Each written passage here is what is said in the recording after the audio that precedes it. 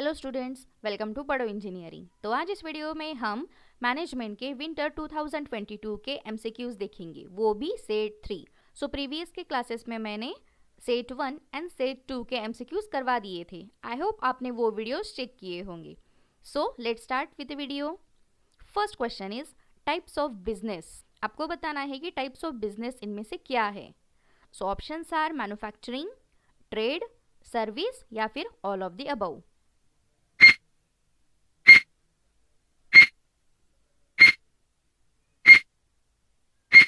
And answer is option number D, all of the above. Obviously यहाँ पे business बोला है।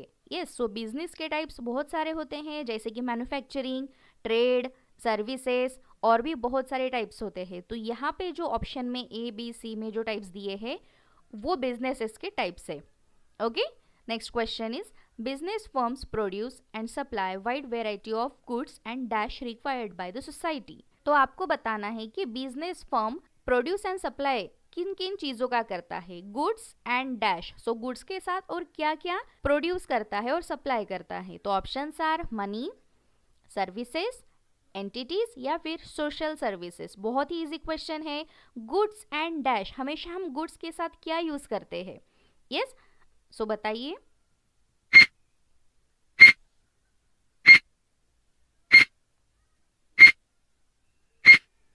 And answer is option number B, services. Obviously आपने हमेशा देखा होगा कि गुड्स एंड सर्विसेज हम बोलते हैं। तो जब भी बिजनेस फर्म कुछ प्रोड्यूस करता है, सप्लाई करता है, तो वो क्या होता है, वो सारी चीजें आती है गुड्स एंड सर्विसेज में।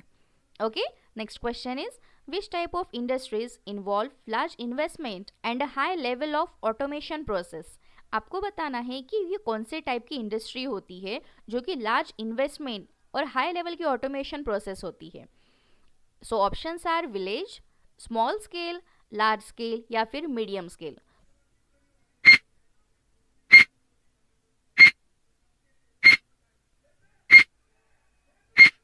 And answer is option number C, large scale. So obviously question में ही दिया है हमें large investment. Okay, so question से ही हमें पता चलता है कि लार्ज इन्वेस्टमेंट हम किस में करेंगे, लार्ज स्केल इंडस्ट्रीज में करेंगे। सो लार्ज स्केल इंडस्ट्रीज क्या होती है वो हम देख लेते हैं यहाँ पे। तो देखिए, large scale industry involve significant investment in capital, advanced technology and high levels of automation in their production processes. So यहाँ पे examples भी दिए हैं, आप read कर सकते हो। Okay, next question, which is not the advantage of globalization. So globalization हमें पता है क्या होता है ना? तो उसका advantage इसमें से कौन सा नहीं है? Yes, question ध्यान से read कीजिए, not बोला है। Okay, so options are competition, foreign investment, loss of culture या फिर none of the above.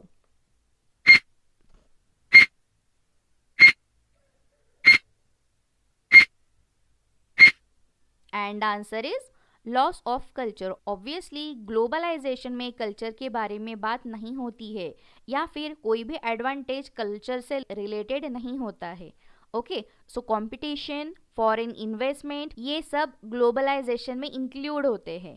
Okay, सो हम बोल सकते हैं कि ये एडवांटेज है ग्लोबलाइजेशन के, बट लॉस ऑफ कल्चर ये एडवांटेज नहीं होता है ग्लोबलाइजेशन का। Yes, next question, which of the following was की एम ऑफ साइंटिफिक मैनेजमेंट। आपको बताना है कि साइंटिफिक मैनेजमेंट का की एम क्या है। So options are to increase worker control of production, to increase productivity, to decrease absenteeism या फिर to develop time and motion studies.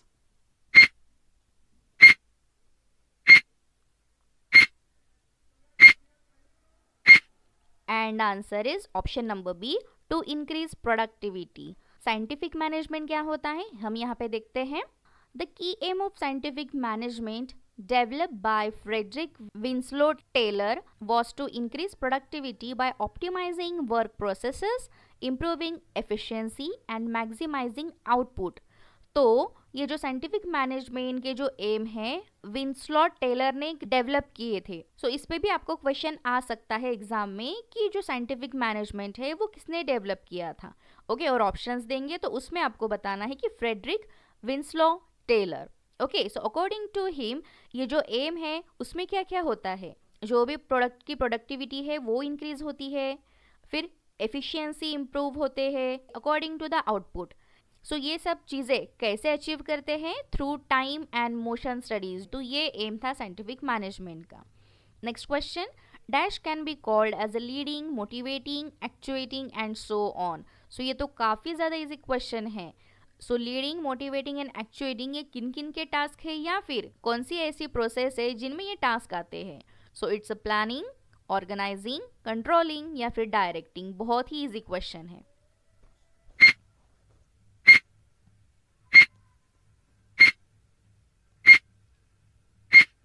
And answer is option number D, directing. Obviously directing के बहुत सारे works हमने set 1 और set 2 में भी देखे थे। ओके, सो डायरेक्टिंग में ही ये सारे एक्टिविटीज आती है। Okay, next question, the art of getting things done by people is called as. ये तो बहुत ही ज्यादा इजी क्वेश्चन है। Options are organisation, management, direction या फिर स्टाफिंग।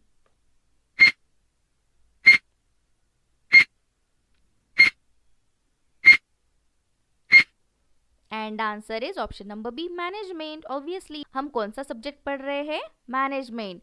तो ये सारी चीजें, जो भी थिंग्स है, जो भी प्रोसेसेस है, जो भी टास्क है, एक्टिविटी है, वो सबको मैनेज करना ये एक आर्ट है। तो आर्ट किस में आता है, मैनेजमेंट में। Okay, next question, the function of administration is dash, decision making, policy making, controlling and ensure discipline या फिर all of the above.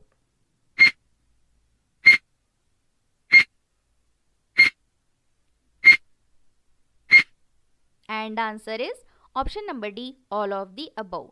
Administration का काम होता है डिसीजन लेना, पॉलिसीज जो है वर्कर्स के लिए पॉलिसी को डिसाइड करना, उनको बनाना, और जो भी टास्क चल रहा है उनको कंट्रोल करना, जो भी वर्क हो रहा है वो डिसिप्लिन में हो रहा है या नहीं ये इंश्योर करना। यस, सो ये सारी चीजें आती है एडमिनिस्ट्रेशन में। So correct option is option number D. Next question, no smoking the factor is an example of. आपको बताना है कि नो स्मोकिंग इनमें से किस चीज में आता है, रूल्स, प्रोग्राम, प्रोजेक्ट या फिर schedule.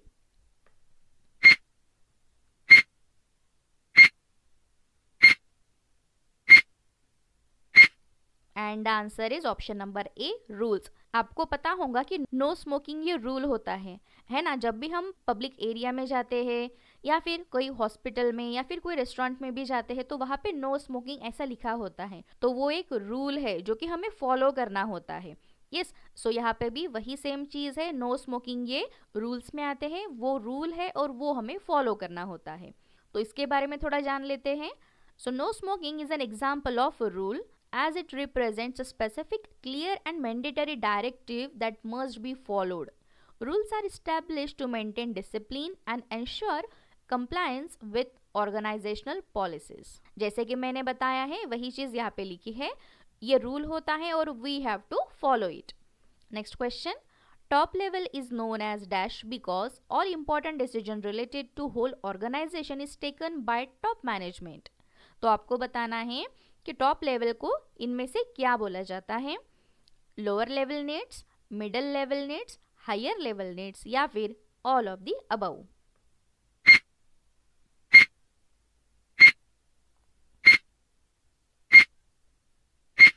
And answer is option number C, higher level needs. तो इसमें तो सोचने की ज़रूरत ही नहीं है। क्यों मैम? बिकॉज यहाँ पे लिखा है, क्लियरली लिखा है top level. So top level का मतलब क्या होता है, हायर लेवल नीड्स। सो जो हायर लेवल नीड्स है, लोअर लेवल नीड्स है, इनके बारे में हमने सेट 2 के वीडियो में देख लिया था। आप चाहे तो वो वीडियो रेफर कर सकते हो। Yes, next question, which of the following is the advantage of effective decision making. So आपको बताना है कि इफेक्टिव डिसीजन मेकिंग का एडवांटेज इनमें से क्या है, no delays, quick actions, no confusion या फिर all of the above.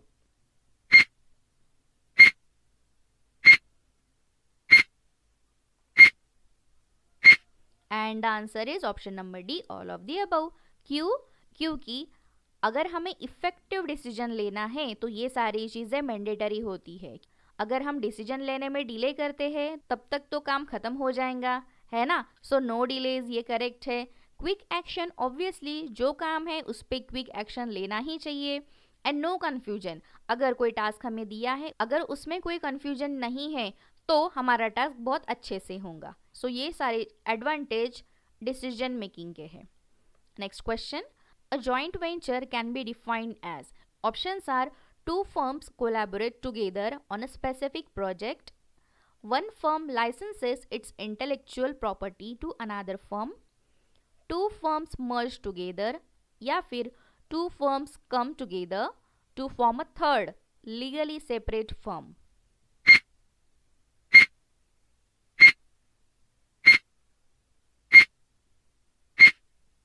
And the answer is option number D.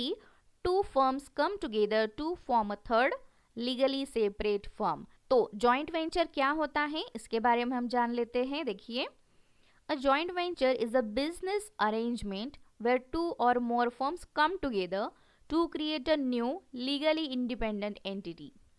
This new firm is separate from the parent companies and each partner typically contributes resources such as capital, technology or expertise to achieve a specific goal or a project. तो joint venture में क्या होता है, नाम से ही पता चलता है कि दो से ज़्यादा फर्म एक साथ मिल जाएंगे और एक लीगली इंडिपेंडेंट ग्रुप बनाते हैं। जो फर्म होते हैं या फिर ग्रुप होते हैं वो दो से ज़्यादा भी हो सकते हैं, और जो भी ग्रुप्स होते हैं दैट इज जॉइंट वेंचर जो होता है वो पेरेंट कंपनी से थोड़ा सा सेपरेट होता है। So it's a joint venture. Next question, cooperatives play an important role in aerospace, agriculture, manufacturing या फिर ऑल ऑफ दी अबव। बहुत ही इजी इजी क्वेश्चंस आ रहे हैं सेट 3 में, है ना। सो आंसर दीजिए।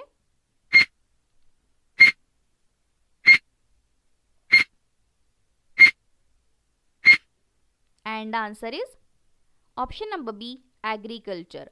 सो कोऑपरेटिव क्या होता है और इनका इंपॉर्टेंट रोल एग्रीकल्चर में कैसा है ये हम जान लेते हैं। देखिए, cooperatives are particularly significant in agriculture because they allow farmers to pool resources, share equipments and access better market prices for their products. So cooperatives का रोल एग्रीकल्चर में होता है क्योंकि वो अलाउ करते हैं फार्मर्स को to share their resources, to share their equipments, और वो उनको हेल्प करते हैं कि उनकी जो मार्केट प्राइस है वो उन्हें अच्छे से मिले और उनको प्रॉफिट हो। Okay, so it's a cooperative. Next question, when a group of people are pulled together for a special task then form a structure of organization is called dash organization. तो देखिए यहाँ पे क्या बोला है कि ग्रुप ऑफ पीपल बना रहे हैं, ओके, और वो एक साथ आते हैं कोई स्पेशल टास्क करने के लिए जो कि ऑर्गेनाइजेशन उन्हें देता है। तो उन्हें क्या कहते हैं, यहाँ पे बोला है, बहुत ही इजी क्वेश्चन है। उन्हें कहते हैं प्रोजेक्ट, लाइन, फंक्शनल या फिर line and staff.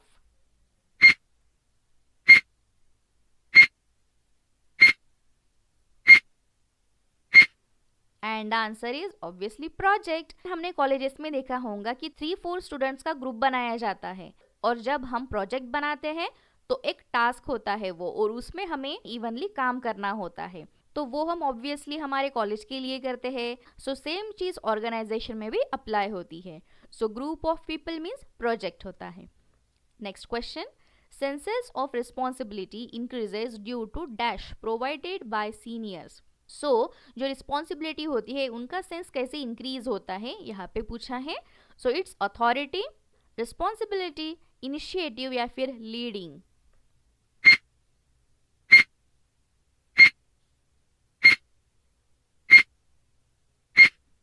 And answer is authority. तो वो कैसे, यहाँ पे देखते हैं।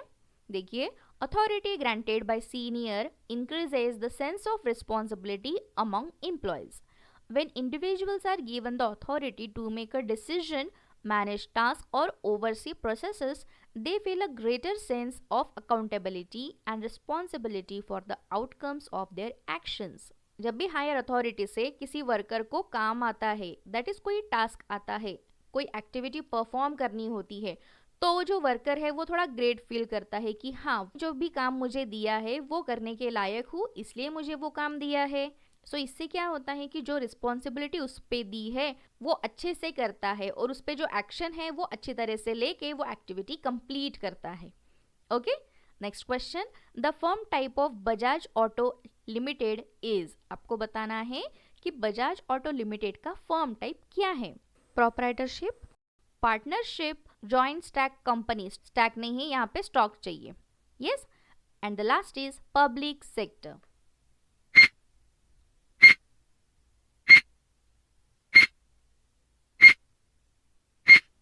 And the answer is option number C, joint stock company. So देखिए, Bajaj Auto Limited is a joint stock company, which means it is a company whose ownership is divided into shares that can be bought and sold by the stakeholder. So, जो share market में interested है ना, या फिर stock के बारे में जिसे पता है, तो उनको ये ज़्यादा पता होगा कि बजाज ऑटो लिमिटेड एक शेयर मार्केट कंपनी है, जॉइंट स्टॉक कंपनी है। सो ये क्या करती है कि ये कंपनी है जो कि शेयर्स को डिवाइड करती है, वो सेल एंड बाय करती है स्टेक होल्डर के साथ। ओके, और जानकारी के लिए आप यहाँ पे रीड कर सकते हो। Okay, next question, which of the following comes under government sector. ये तो काफी ज्यादा इजी क्वेश्चन है ना, तो आपको बताना है इनमें से क्या गवर्नमेंट सेक्टर के अंडर आती है, कौन सी कंपनी। So it's a Bosch, Tata, L&T limited and ONGC। बहुत ही इजी क्वेश्चन है।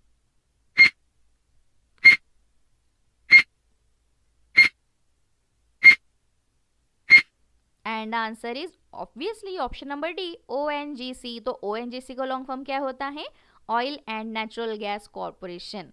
सो हमें पता है कि ये जो तीन कंपनीज है, जैसे कि बॉश के बहुत सारे होम अप्लायंसेस भी आते हैं, है ना, आपके घर में भी आप यूज कर रहे होंगे। तो टाटा के बारे में तो हम सबको पता है, यस। और L&T लिमिटेड ये एक मैन्युफैक्चरिंग कंपनी है, तो ये भी प्राइवेट सेक्टर में आती है, yes. So it's a private companies, okay. But ये ऑयल एंड नेचुरल गैस ये कंपनी है जो कि आती है गवर्नमेंट सेक्टर में। Okay, next question, minimum wages need to be paid in. So wage means क्या होता है, first of all wage means it's a salary, yes. So salary means जो कि कम duration, that is less duration के लिए दी जाती है। सो लेस ड्यूरेशन मीन्स क्या मैम, जो कि होता है 1 वीक के लिए या फिर कुछ दिनों के लिए भी हो सकता है, तो उसे हम कहते हैं वेज, जो कि वर्कर्स को, जो भी लेबर होते हैं उन्हें दी जाती है। सो उनकी जो वेज है वो यहाँ पे कैसे पे करते हैं, ये आपसे पूछा है। So it's a cash, demand draft, cheque या फिर none of the above. Demand draft means DD, okay. So बताइए।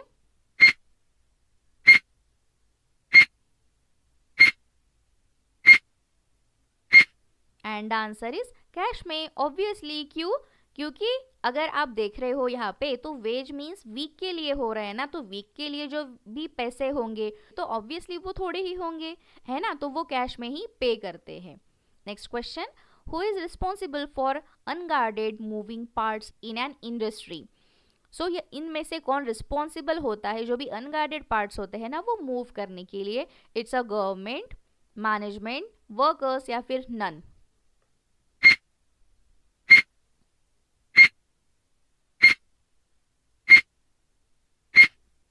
And answer is management.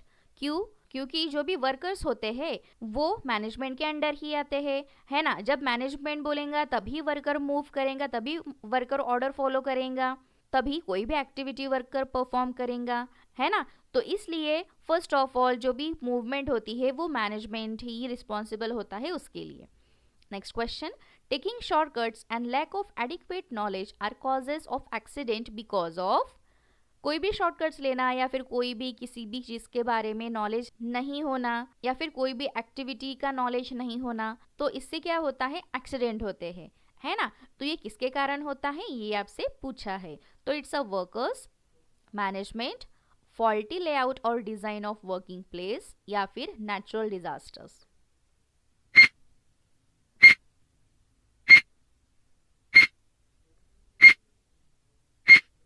And answer is workers. क्यों, क्योंकि वर्कर्स कभी कभी कोई भी एक्टिविटीज़ या फिर कोई भी टास्क करने के लिए शॉर्टकट लेते हैं, या फिर उनको उस एक्टिविटी का, उस काम का नॉलेज नहीं होता है, या फिर अगर होता भी है तब भी वो कुछ गलतियां कर जाते हैं, इससे एक्सीडेंट कॉज होता है, yes. So correct answer is workers. Next question, taking care while on machinery in motion is a health provision, safety provision, welfare provision या फिर नन?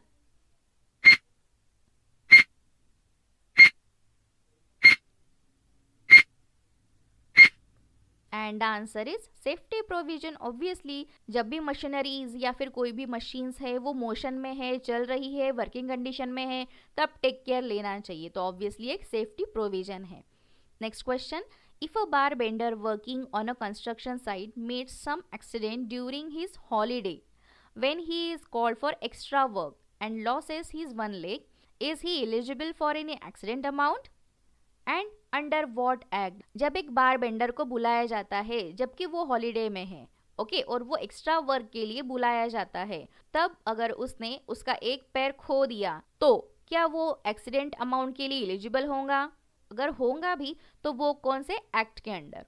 ये आपसे पूछा है। So it's a not eligible and under minimum wage act, yes eligible and under workman's compensation act, not eligible and under workman's compensation act, या फिर yes eligible and under minimum wage act?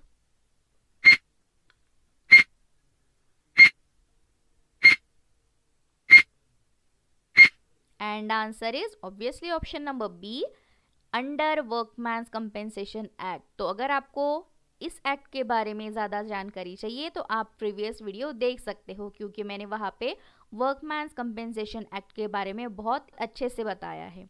कोई भी accident worker के साथ होता भी है तो वो अमाउंट के लिए एलिजिबल होगा। क्यों? क्योंकि वो ऑन साइट पे काम कर रहा था, यस वो कंपनी में ही काम कर रहा था और कंपनी के लिए ही काम कर रहा था, वो अमाउंट उसे ज़रूर मिलेंगी। और किस एक्ट के अंडर? वर्कमैन्स कंपेंसेशन एक्ट के under. Next question, the sum that every stakeholder gets is known as. अब ये क्वेश्चन जो है वो स्टॉक रिलेटेड है, स्टॉक है या फिर शेयर्स, सो इससे रिलेटेड क्वेश्चन है ये। तो आपसे पूछा है कि स्टेक होल्डर को जो सम मिलती है, जो अमाउंट मिलता है, उसे क्या कहते हैं? सो अमाउंट, डिविडेंड, शेयर्स या फिर capital?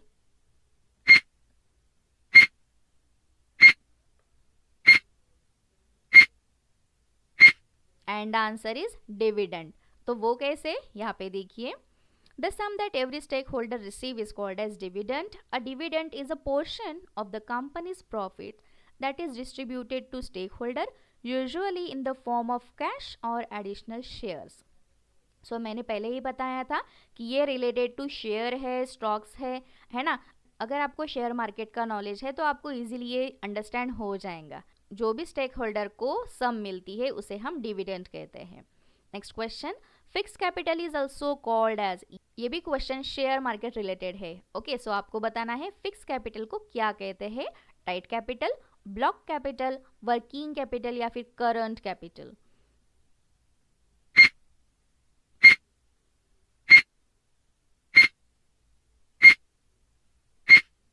And answer is block capital. वो कैसे? यहाँ पे बताती हूँ, देखिए। फिक्स कैपिटल नाम से ही पता चलता है कि एक बार अगर हमने जो पैसे डाल दिए वो हम निकाल नहीं सकते हैं, वो फिक्स रहते हैं, है ना। सो फिक्स मीन्स क्या होता है? Block, okay. सो ये यहाँ पे दिया है तो आप यहाँ पे रीड कर सकते हो। Next question, value added tax, VAT is a tax on. So VAT ये किन चीज़ों पे लगता है? An employ earnings, the organisation profit, the investment earning या फिर गुड्स एंड सर्विसेज?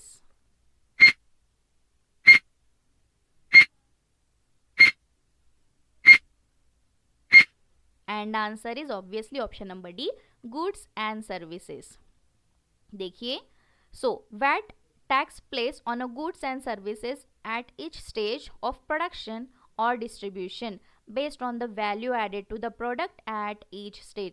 सो हमें पता है जब भी कोई भी एक प्रोडक्ट बनता है तो वो डायरेक्टली मार्केट में नहीं आता, जब बनता है तब, है ना। तो उस पर बहुत सारे चार्जेस लगते हैं एट एवरी स्टेज और फिर वो मार्केट में आता है, यस। सो उसे हम वैट कहते हैं, तो वो गुड्स एंड सर्विसेज पे लगता है। Next question, the capital invested in assets which can not be easily converted into money. जो भी इन्वेस्टेड कैपिटल होती है वो इजीली कन्वर्टेड नहीं होती है मनी में, तो वो क्या होता है? Fix capital, equity capital, working capital या फिर none?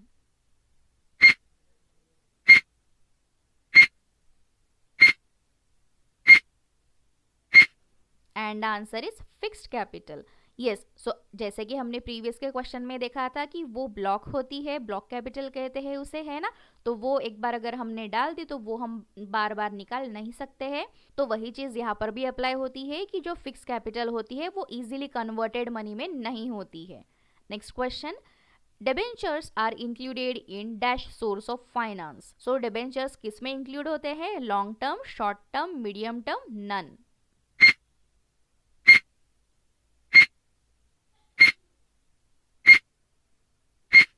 And answer is long term के लिए। उसके बारे में जान लेते हैं थोड़ा।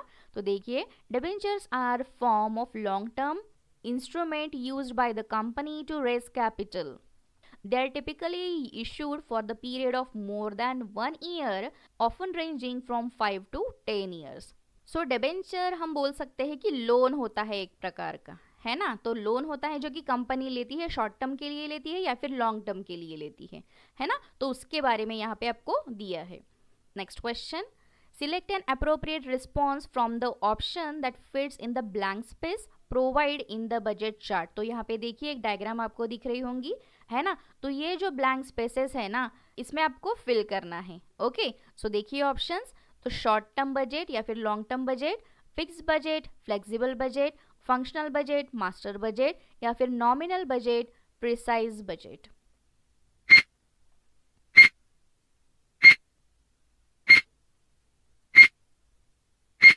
And answer is option number A, short term budget, long term budget. देखिए यहाँ पे ऑलरेडी बजट के बारे में दिया भी है। तो बजट के 3 पार्ट्स हम यहाँ पे देख सकते हैं। First is coverage, capacity and period. तो देखिए कवरेज और कैपेसिटी के बारे में यहाँ पे हमें नहीं पूछा है। तो पीरियड मीन्स क्या, शॉर्ट टर्म होंगे या फिर लॉन्ग टर्म होंगे, है ना। तो इनमें से ऑप्शन फर्स्ट ये करेक्ट है। Next question, which is a part of material management. बहुत ही ज़्यादा इजी क्वेश्चन है। मटेरियल मैनेजमेंट का पार्ट आपको बताना है। Inventory management, marketing management, both या फिर none.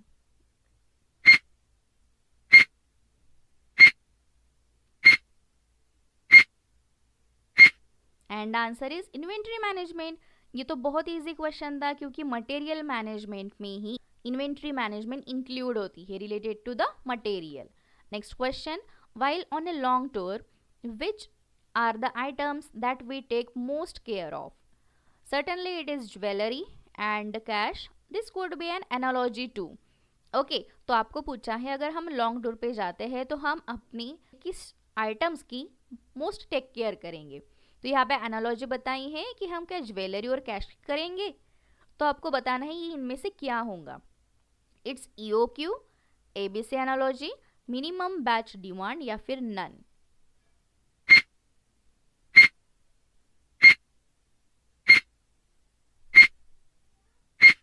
And answer is ABC analogy. तो ABC एनालॉजी क्या होती है मैम, बताती हूँ। देखिए, ए आइटम मीन्स व्हाट, कि हाई वैल्यू आइटम्स। तो हाई वैल्यू आइटम में आते हैं, देखिए, ज्वेलरी और कैश, जो कि होता है with low quantity requiring the most care और अटेंशन। तो ये हमारी जो ज्वेलरी होती है, कैश होती है, तो वो ए आइटम्स में आती है।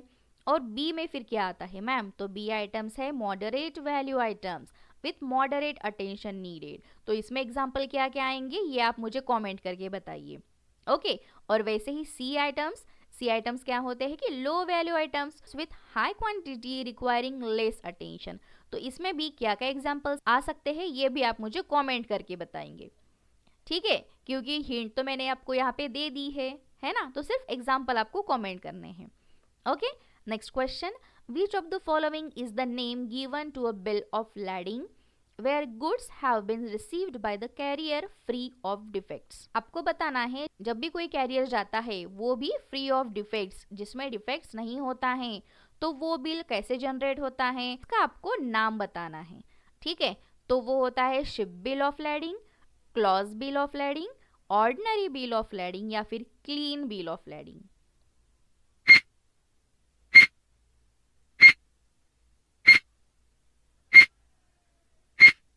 And answer is clean bill of lading.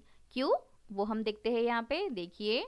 So it's a document issued by the carrier indicating that a goods were received in apparent good condition and without any defects, damage or irregularities. तो देखिए नाम से ही पता चलता है clean bill कब मिलता है, जब भी जो भी मटेरियल है, प्रोडक्ट है, सर्विस है, वो गुड क्वालिटी के साथ without any defect, without any damage receive होती है, तब क्लीन बिल ऑफ लैडिंग मिलता है। Next question, list of modules in ERP. ERP के आपको मॉड्यूल्स बताने हैं, human resource, purchase, finance and accounting या फिर all.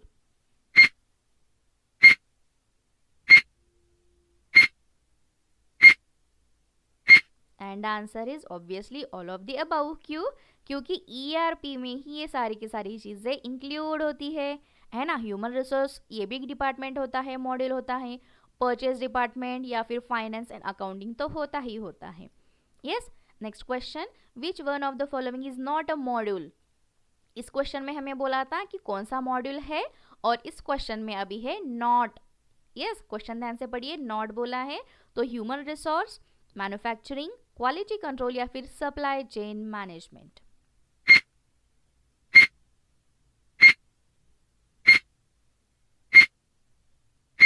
And answer is quality control. हमने प्रीवियस के क्वेश्चन में ही देखा था कि जो ह्यूमन रिसोर्स है ये तो ईआरपी का मॉड्यूल है ही, है ना। सो मैन्युफैक्चरिंग ये भी एक पार्ट होता है, एंड सप्लाई चेन मैनेजमेंट ये भी एक पार्ट होता है, बट जो क्वालिटी कंट्रोल है वो आता है सप्लाई चेन मैनेजमेंट में। मीन्स व्हाट कि डायरेक्टली क्वालिटी कंट्रोल ये ईआरपी का मॉड्यूल नहीं होता है। क्यों? क्योंकि क्वालिटी कंट्रोल ये छोटा सा दैट इज सब पार्ट है सप्लाई चेन मैनेजमेंट का, तो इसीलिए यहाँ पे करेक्ट ऑप्शन है quality control. Next question, the company have to generate valuable financial report by compiling financial data from every department of company, which include production, accounts, sales, purchase, personal, product development and design. Which of the following modules shall execute these tasks? तो बहुत ही easy है, इतना बड़ा question है, घबराइए मत। आपसे पूछा है कि इनमें से कौन सा ऐसा डिपार्टमेंट है जो कि फाइनेंशियल रिपोर्ट्स बनाएगा इन सारी चीज़ों में। ओके, फाइनेंशियल रिपोर्ट्स, इस पे ध्यान दीजिए। सो it's a human resource module, production module, financial module या फिर परचेस मॉड्यूल।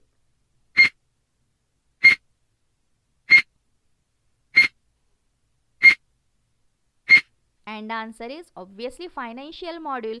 मैंने आपको बोला भी था कि फाइनेंशियल रिपोर्ट, इस पे ध्यान दीजिए। इतना बड़ा क्वेश्चन रीड करने की ज़रूरत नहीं है, घबराने की ज़रूरत नहीं थी, क्योंकि ये जो सारे डिपार्टमेंट यहाँ पे दिए गए हैं ना, तो इन सारे डिपार्टमेंट के लिए जो भी फाइनेंशियल रिपोर्ट्स होंगी, फाइनेंशियल एक्टिविटीज़ होंगी, ऑब्वियसली फाइनेंशियल मॉड्यूल ही देखेंगे ना। यस, क्या प्रोडक्शन मॉड्यूल देखेंगे? नहीं, ऑब्वियसली फाइनेंस के बारे में फाइनेंशियल मॉड्यूल देखेंगे। Okay, so financial report generate करता है financial module. Next question, dash is defined as tool for controlling the quality of the product and services to ultimately gain the customer satisfaction. तो आपको यहाँ पे एक tool बताना है जो कि कस्टमर का सेटिस्फैक्शन गेन करने के लिए यूज होता है।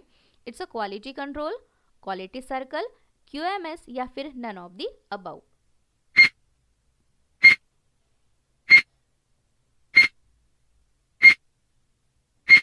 And answer is quality control. तो वो कैसे, यहाँ पे देखते हैं। So QC is a tool और process use to ensure that the quality of a product और services meet specific standard. It involves inspecting, testing and monitoring to identify defects or inconsistencies. So quality control एक tool होता है जो कि product की quality को ensure करता है कि हाँ ये सच में सही है या नहीं। ओके, सो इसमें बहुत सारे टास्क आते हैं यहाँ पे जो मेंशन किए हैं वो। Next question, the activity of control in 6 sigma. So 6 sigma में आपको कंट्रोल के बारे में पूछा है। So it's a develop, alternate, determine various control needed and validate them, prepare control chart या फिर none of the above.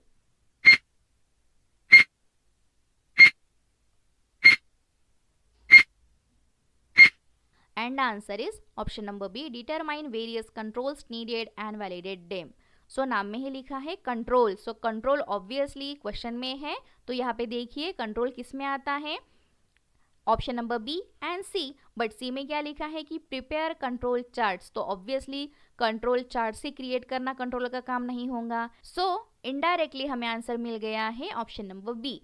Next question, work environment clauses of ISO 9001:2000. Options are covers education, training, skills and experience of personnel involved in a work. The organization should identify work environment that ensure conformity of service. Organization must plan and develop the process that are required for product realization, या फिर all of the above.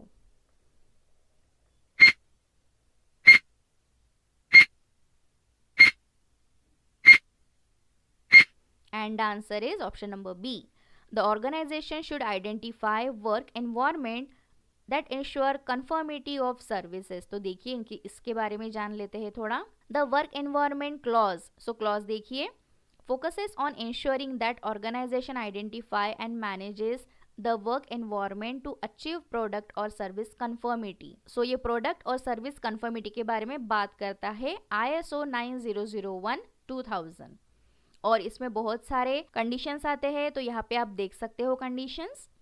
And next question, six sigma methodology define 3 core steps. तो कौन कौन सी steps six sigma में बताई है वो आपको बताना है. Analyse, improve, control, analyse, design, verify, define, measure, analyse और डिफाइन, मेजर, कंट्रोल.